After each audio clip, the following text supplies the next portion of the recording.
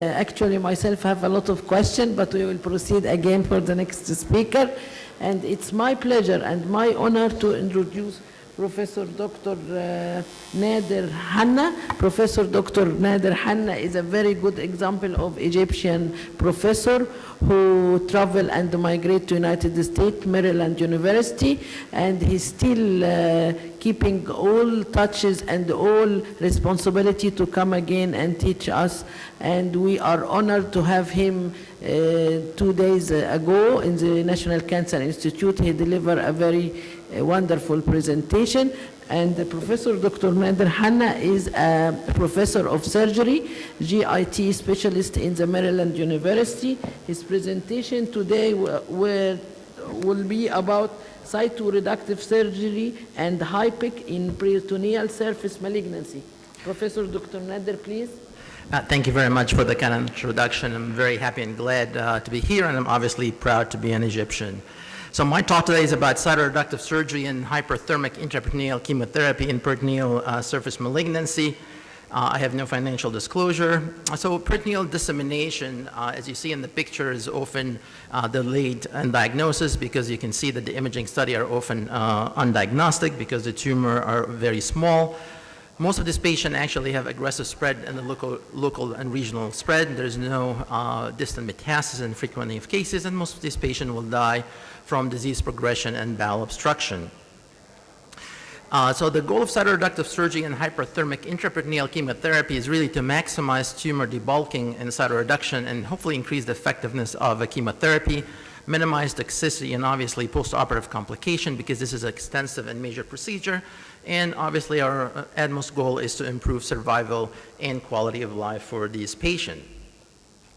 So objective of my talk, I'm going to focus on two things. One is the role of cytoreductive surgery in HIPEC and pattern of recurrence and failure in colorectal cancer. And then because most of cancer patients are elderly patients, there's concern always about the toxicity, morbidity, and mortality. So I'm going to talk about some of our results at the University of Maryland. So colorectal cancer, if you look at the national, international data, it accounts for actually being the third most common cancer worldwide for about 1 million cases a year. And it's actually number 4 in terms of cancer-related death. So in terms of global numbers, it's quite a significant problem. So if you look at the incidence prevalence, if this is 2 large population study, looked at the prevalence and incidence of synchronous colorectal cancer, and it's about 4.8%. And subsequently, people who develop metastatic disease in the peritoneal cavity is about 4.3%. So just to put these numbers in perspective, so for example, in the United States, we have an annual incidence of about approximately 144,000 patients. If you count 4.8% and 4.3%, so you have an annual number of about 12,000 patients in the US who can be evaluated for cytoreductive surgery. However, I can tell you that the number is probably less than 1,000. So there's a much room for improvement for patients who have abdominal carcinomatosis from colorectal cancer. So what's the outcome? Why do we are interested in doing this significant operation for this patient? Look at the outcome for patients who have metastatic disease from colorectal cancer. And what you will see that if patient had peritoneal carcinomatosis, their median survival is only 8 months. This is obviously was the best therapy. If the patient has peritoneal carcinomatosis with other sites of metastatic disease, being the liver or the lung or anywhere else, even in the retroperitoneal lymph nodes, their median survival with our best chemotherapy is only down to 5 months. So clearly, these patients don't survive too long, and the quality of life, as you would expect, is quite inferior. Well, what's the outcome of chemotherapy? So I'm not going to preach to the choir here. Most of the people here are medical oncology, but just from a surgeon perspective, and I'll make it very simple. So if you look at meta-analysis of 5-FU-based chemotherapy in patient with abdominal carcinomatosis, and the median survival is about only 7 months, as you can see here, and there was really no difference between 5U infusion or 5FU bolus when given. But without carcinomatosis, you can find that actually, as we all know now, that 5FU infusion is much better than bolus, and actually the median survival has improved from 7 months to 17.5 months. So there are clearly some progress. Obviously, the criticism for this is that now we have more systemic powerful chemotherapy with the full FOX regimen, FOLFIRI or IROX. So this was an actually 2 randomized trial. This is a pooled analysis of about 364 patients who were treated prospectively in a randomized trial. and they looked at patients who have peritoneal carcinomatosis, and they compared 3 regimens. This is the most state-of-the-art chemotherapy, and what they found is that the median overall survival for patients who have carcinomatosis had dropped from 17.6 months to 12.7 months. Clearly, they do worse, and the progression-free survival for patients with carcinomatosis has dropped from 7.2 months to 5.8 months. And the 5-year survival is dropped from 6% to 4.1%. And we know from this trial that our best from a medical oncology point of view, that FOLFOX actually had the best outcome, was median survival of 16 months. FOLFIRI was less than 12 months, and IROX was less than 12 months. So clearly that chemotherapy does have some effect, but long-term survival is very rare for this patient. And if you look at this CAT scan, somebody with carcinomatosis, the extent of the disease is quite extensive, and you would not argue with me that no chemotherapy in the world will make this patient look like that. This is the true patient after he had the cytoreduction and HIPEC, and you can see that the extensive disease has been resected. In fact, if you look at this patient, this is what the intraoperative picture looks like. You see no organs, but just tumors that's wrapped around the organs. And you can see here the undersurface of the liver and the gallbladder and the gastrohepatic ligament is completely replaced by tumor. This is the specimen, and I can assure you this specimen included every organ you can think of in the abdomen, or at least piece of it, from spleen, stomach, pancreas, colon, small bowel. Even we actually had to take his seminal vesicle for this young man who was 19-year-old from Pakistan. You can see this is the tumor's implants on the diaphragm have been resected. You can see that the tumor and the small body that I showed on the first slide have been taken out or ablated. This is, you can see here, the surface of the liver has been stripped, all for the tumor. The diaphragm has been cleared of the disease. And you can see, and if it points out here, if it's visible, you can see here, this is a biological mesh up here. That's where we actually had to take out the pericardium because there was tumor there, and we had to kind of isolate the heart from the heated source of the chemotherapy. In fact, if you look at the retroperitoneum, you can see how clear all the tumor has been removed, and you can see here for the surgeons in the room, these are the uterus, clearly intact, and all the disease has been resected. This is the aorta right here, this is the inferior vena cava, and this is the pelvis and the rectal stump. So clearly you can see that actually surgery can do some benefit. In a randomized trial that was published many years ago, they looked at systemic chemotherapy versus cytoreductive surgery and HIPEC. You can see that the median disease-specific survival for a patient who underwent cytoreduction and HIPEC has improved from 12.6 months to 22 months, as well as the progression-free survival has improved from 7.7 months to 12.6 months. But what we also know from the study that the improved outcome is clearly related to the degree of cytoreduction. The more that we can remove all the tumor, the likelihood this patient will achieve long-term 5-year survival. In fact, was 47% for complete cytoreduction. This is very close to the 5-year survival from isolated hepatic resection from colorectal metastasis, which again gives the concept that patients with carcinomatosis perhaps represent a local regional failure rather than systemic manifestation. This is a meta-analysis of all trials that have been published with cytoreductive surgery and HIPEC, and clearly shows that there is indeed a benefit to cytoreduction and HIPEC. So I think there is not much, to disagree upon the benefit of the surgery. I think most of the disagreement was how to select patient, because really the outcome, as mentioned in the last lecture, is the biology of the tumor is the king, and whatever we do is the queen and comes second to tumor biology. What's interesting, so what's the outcome in terms of patterns of recurrence and failure? Do we change the natural history of the disease? So this is actually the University of Maryland experience. I started the program in 2004. So far, we've done over 380 cases. Of those was 83 patients from colorectal cancer. This group I'm going to present today, 44 patients that we followed for at least a year, and we'll be presenting the whole 83 data patient on the Society of Surgical Oncology next year. All these patients underwent cytoreductive surgery and HIPEC in the standard closed fashion. And I'm not going to bore you with the operative technique, but that's what we did. If you look at the demographic of this 44 patient, it was 23 male to female ratio. The age was about 54. Previous resection was done in 32 patients. There were 12 patients who were diagnosed with stage 4 synchronous metastasis, peritoneal carcinomatosis, and you can see that the majority of patients have undergone neoadjuvant chemotherapy, mostly was being FOLFOX. Colon represented 40 patients out of the 44, and the stage of original presentation, and you can see here, and you can tell that obviously stage 4 at the initial presentation was the most common. And remember, all these 44 patients are now at the time of the operation are stage 4 disease. You can find, again, one of the difficulty in following this patient and diagnose early carcinomatosis, that the CEA level is not predictive. Almost half of the patient, their CEA level was completely normal, even though they had quite an extensive disease. If you look at the clinical and operative variable, most of this patient had PCI index. This is a reflection of the tumor burden or the amount of the tumor volume, which is the maximum at 39, so we divided less than 20, more than 20. 27 patients had a PCI less than 20, means smaller tumor volume versus greater than 20. And our degree of complete cytoreduction was 35 patient, that's 80%.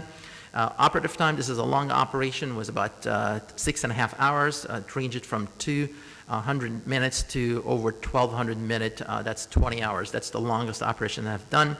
Blood loss is about 450 cc's, and actually if you look at the length of our hospital stay is quite decent. It's only 9 days. It's really no different from any major surgical operation.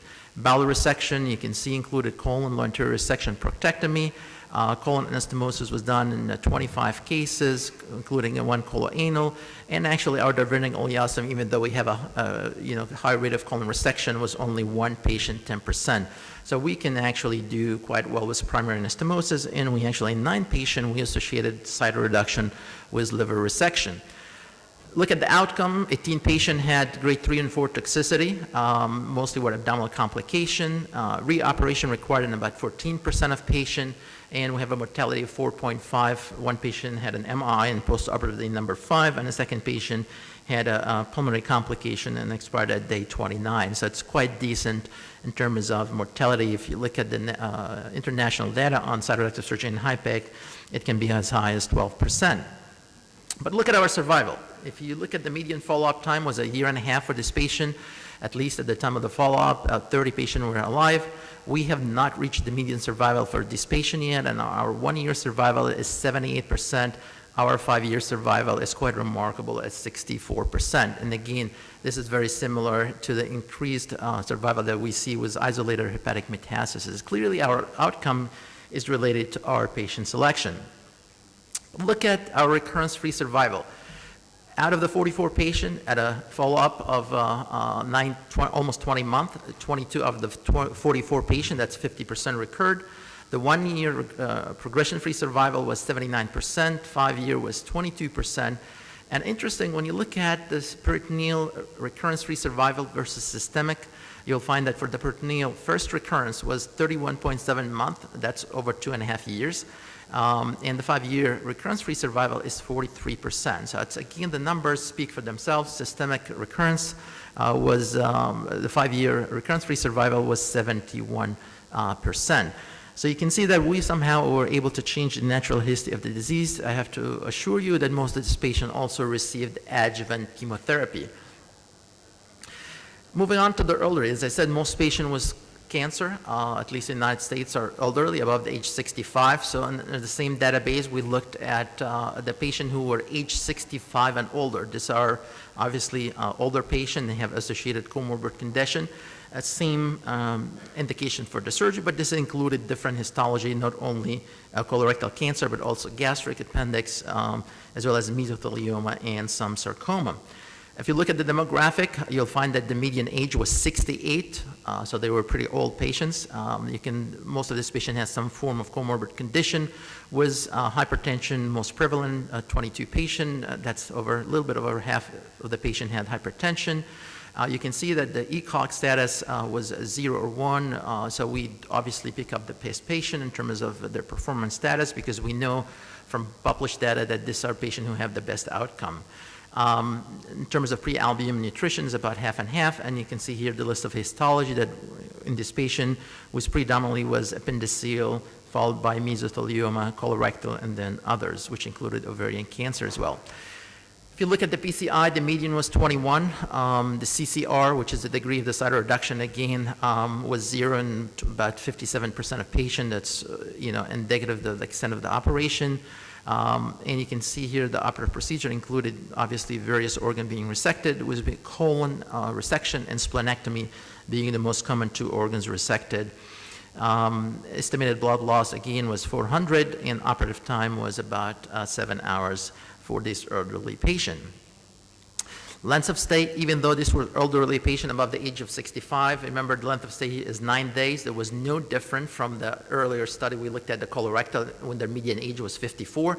So really age was not a factor for length of stay. And most of this patient actually went home. To 31 patients, 74% went to their living condition at home. 10 patients went to a rehab facility to help them gain their mobility after all. And if you look at now in terms of regression analysis, in terms of what predicted the outcome and what does better, so we did a univariate analysis and multivariate regression analysis, and the 3 things that stand out in univariate analysis was the weight greater than 83 kilograms, that's about 200 pounds. Number of comorbidities also was associated with significant risk for complication, and a PCI index, which again reflects the tumor volume, was associated also with significant risk for complication.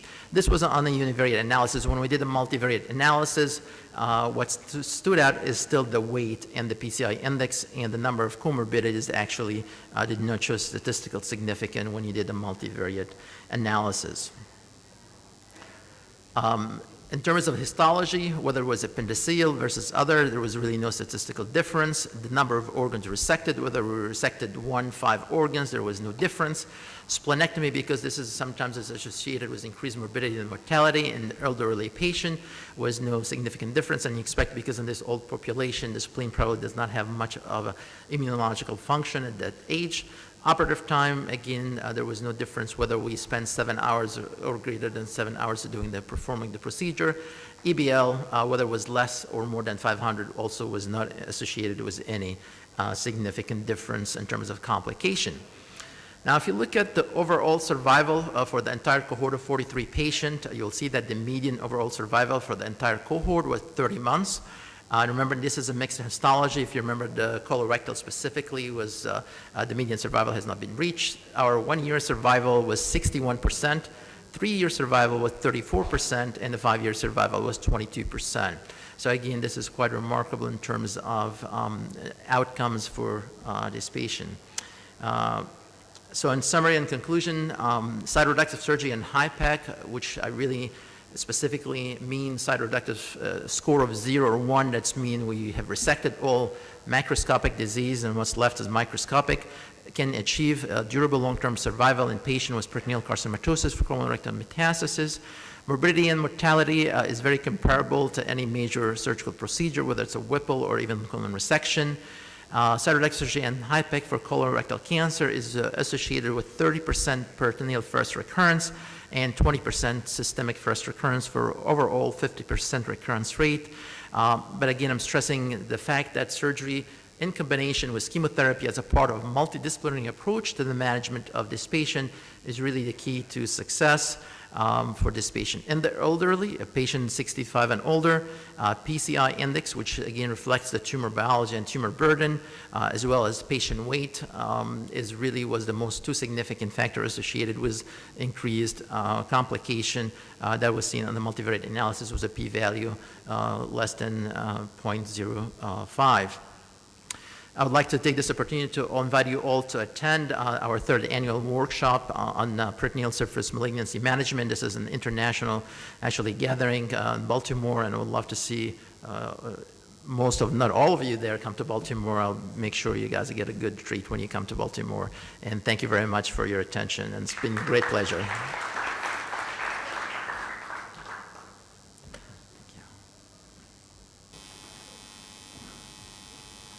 Thank you very much, Professor Nader Hanna, and we